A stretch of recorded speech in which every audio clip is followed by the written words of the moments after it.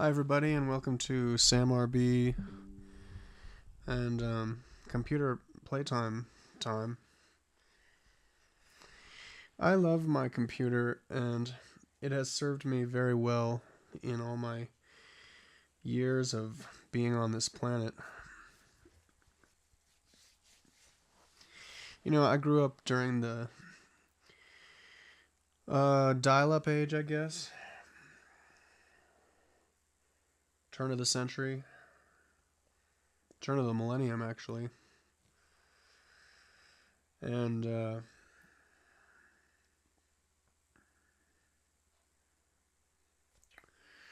that feels kind of special, knowing that I kind of live at the intersection of both the 20th century and all of that old, I don't know what you want to call it, legacy media, and this kind of new,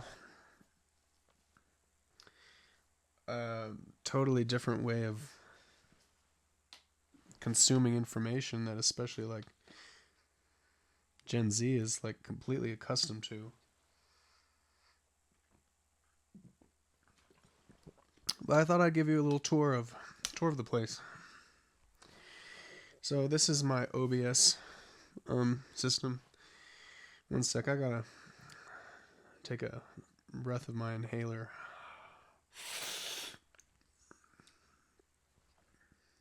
I guess my YouTube channel is kind of becoming like a personal blog of some kind, or a digi vlog. So make of that what you will. Most of my files I keep in my documents or my downloads. I just tried to download a whole bunch of Sega Genesis games the other day. And this is where I put my John King Cave stuff. There's some Scoresby stuff baked into there too. And here's where I put a lot of my Scoresby type stuff too. As you can see, there's a lot of Scoresbys. And let's take a look at one of these.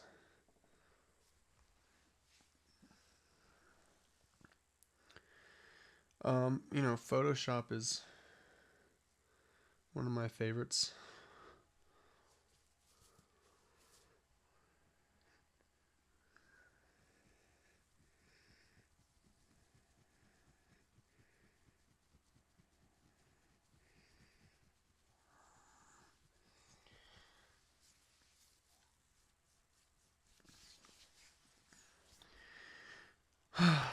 I think that, like, strangely, being on my computer can be a really it's a nice way to unwind sometimes. I used to be on it a lot more often when I worked as a data engineer, but I kind of have grown apart from that whole thing, and when you have to be on a computer all day long, that can be kind of a lot. I think this particular file is pretty big because I made this like collage here, and it has lots and lots of images. And then I made another panel where I just took this, like, all the same stuff, and I zoomed it in. So everything's still in this particular image, but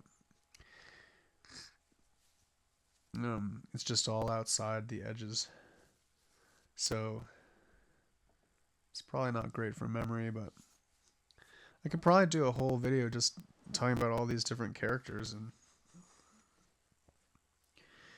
how I grew up with all these different influences that a lot of them, weren't even real people. They're just, cartoons and video game characters, and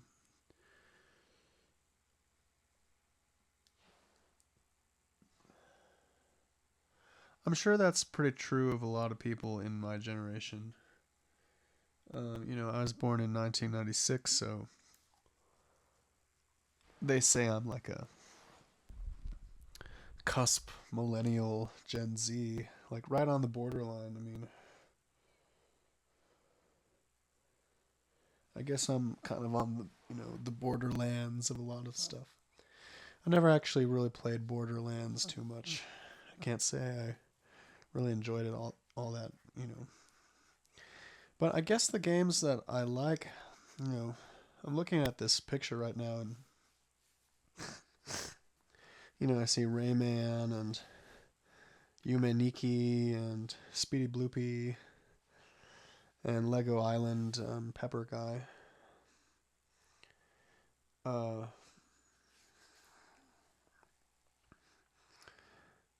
I like those games that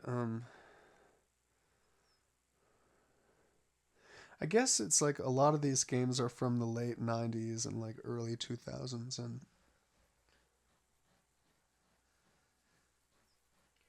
it seemed like back then there was a real heavy emphasis on, like, I don't know, mascot characters who are really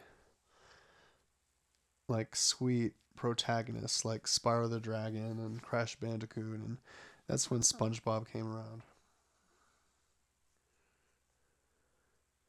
But a lot of these guys had a certain lightness to them, and maybe there are new characters coming out nowadays, but I'm not really aware of them. I mean, if you guys know any that I should be aware of, that like I should add to this list, like, please let me know. But of course, I love Courage the Cowardly Dog. I mean, I got my parents to buy me the whole, like, somebody made like a complete Courage the Cowardly Dog like DVD set, but it was actually like a bootleg. So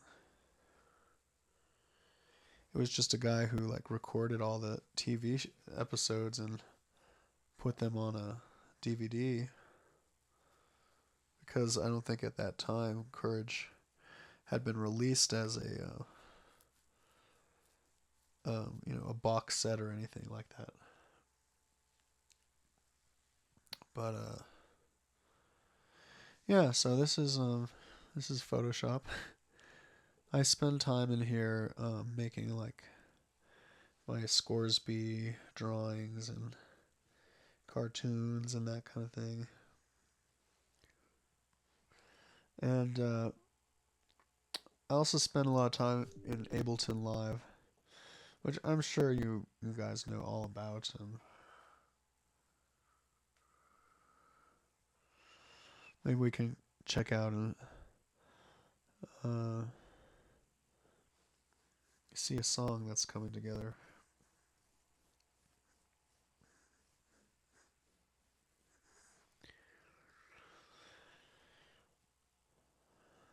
I just follow my intuition with everything, basically, and if something feels like it needs to be recorded, like, it'll just happen. And usually, when it's supposed to happen, it happens pretty quick, but sometimes it takes years too, and I have stuff that's laying around, and um, but I still, have keep the files so I can always come back to it. And so here's a song. Let's see. It's always a little embarrassing for me when I play songs with like scrappy vocals. So I'm gonna take these out. I know. I know that's not very courageous of me, but oh well.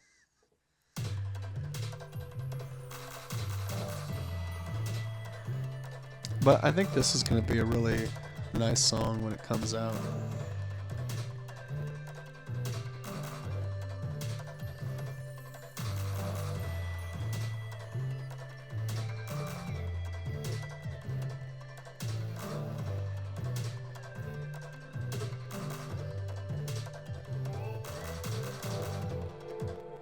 So, yeah, that's something I'm working on. I'll save it. I guess I gotta save a new version. I don't really like how programs just automatically update, whenever they feel like it nowadays. Used to be you got your software and that was it. And if it had bugs, you just had to like download a patch. Geez, I already sound like I'm like a some kind of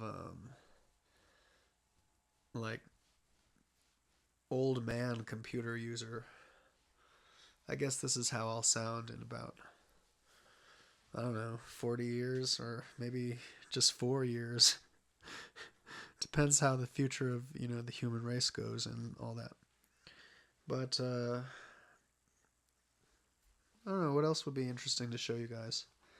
Uh, well, I play a lot of Steam games. I'll show you my Steam library. I probably own more games than I have actually played a lot of them, but well, that's not entirely true. But I've had this Steam account for years, and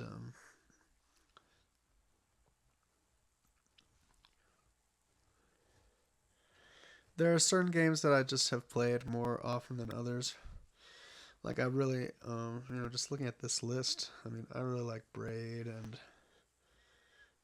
Cave Story. I really like that game. Yeah, I like the kind of the old school stuff, the retro stuff. I mean, I really like Fez. Love Grim Fandango.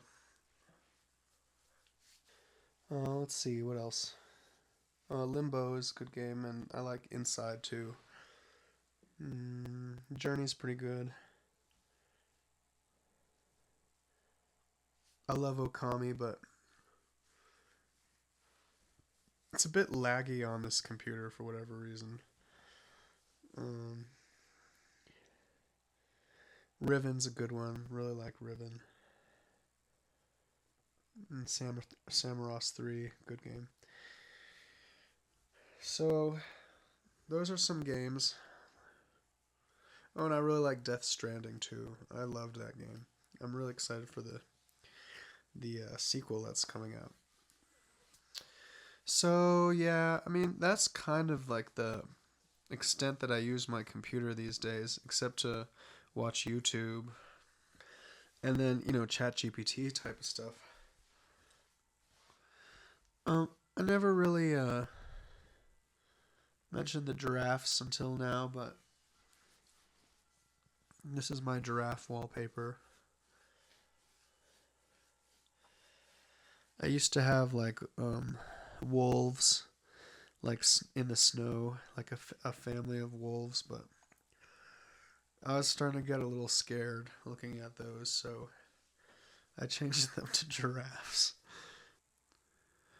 I think I know what we'll do. We'll play this old game, The Blue Lady. This was like a Game Maker game. Game Maker is like a program that you can use to make games, but it's been around for a long time, and this is one of the first Game Maker games I ever remember playing. And I still like it to this day.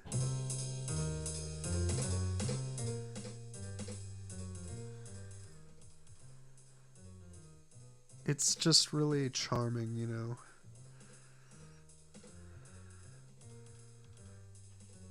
I honestly wish there were more games kind of like this where, I don't know, forget how to go. So, let's see. Let's take a look at the manual. It's kind of a mystery game.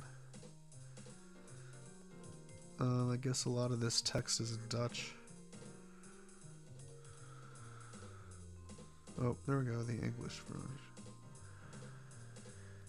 Okay, control key. There we go.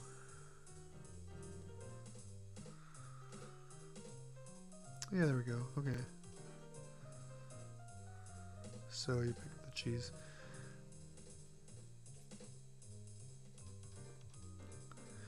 I guess I can be inspired by stuff that feels like I could have made it, you know? I'm more impressed by heartfelt stuff than I am like stuff that's super like technically impressive, you know? There's so much art and games and movies and like just yeah, art in general. That's and music that feels so uh inauthentic, you know.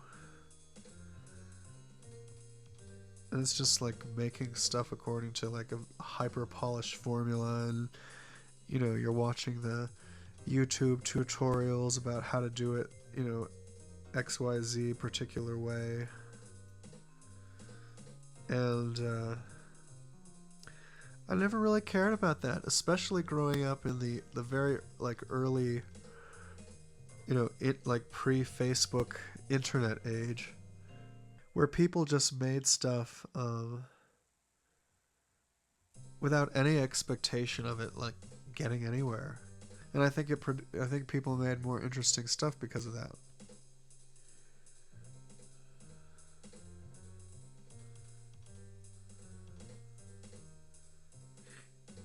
You know, you're not gonna find this kind of game on the Apple iPhone store any day of the week. You know,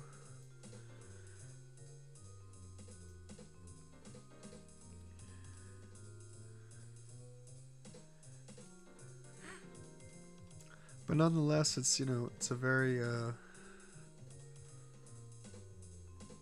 charming experience. You know, like I kind of want to live in this world. You know, this strange.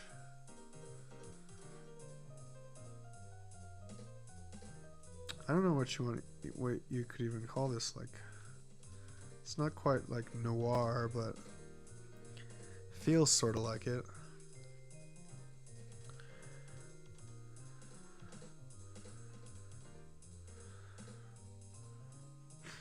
I guess identify with the like the noir aesthetic of things, partially just because uh,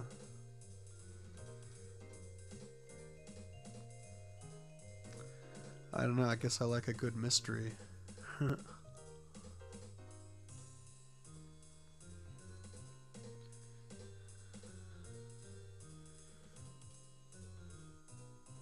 Yeah, we gotta find a telephone number.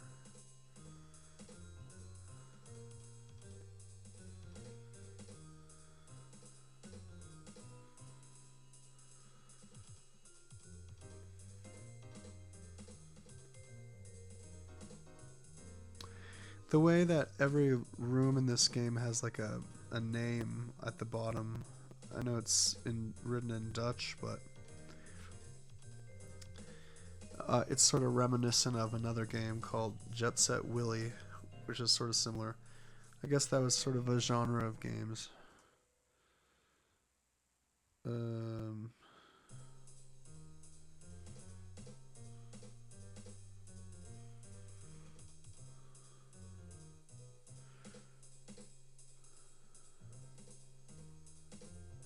ooh, I'm in the library.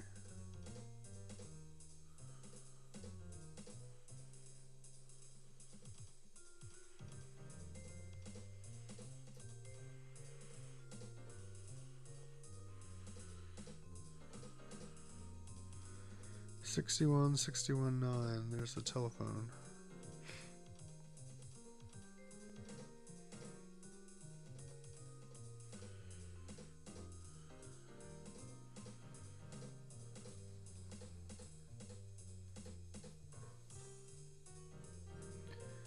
So now we got a coin slot.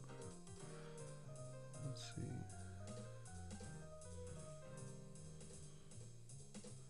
Here's another pin.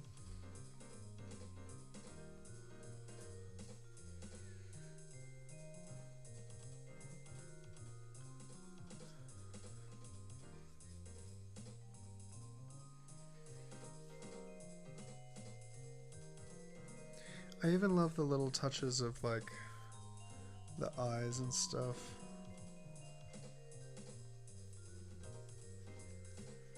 And I like the rain and the leaves. It's like it's really pleasant to me.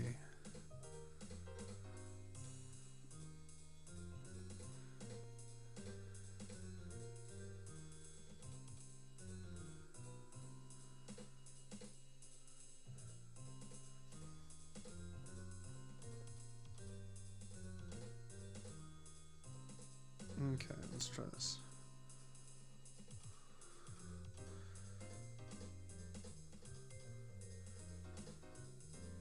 Okay, so now we're gonna fix an elevator somewhere.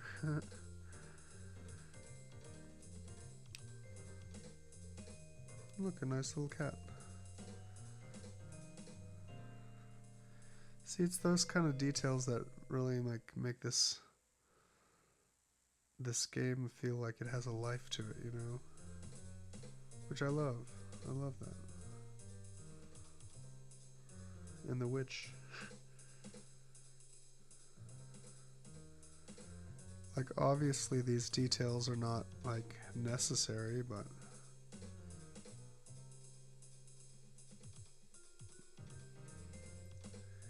it adds this, like, level of curiosity that, and playfulness, you know? Maybe that's what it is that I think a lot of games these days are missing, like, is just playfulness.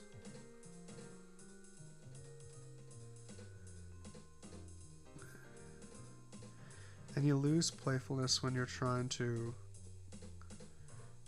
create something that's just overly concerned with, like,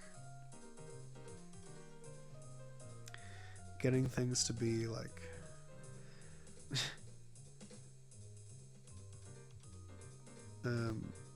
accurately depicting reality as if that's even a thing.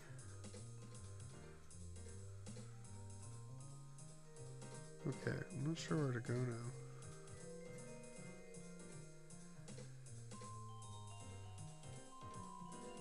I've beaten this game many times. I mean, this is one of those games that I've come back to many times, actually.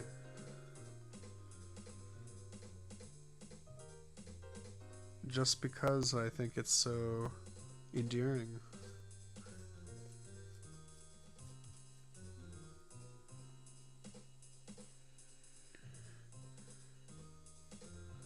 So you need a flashlight to go in there, but...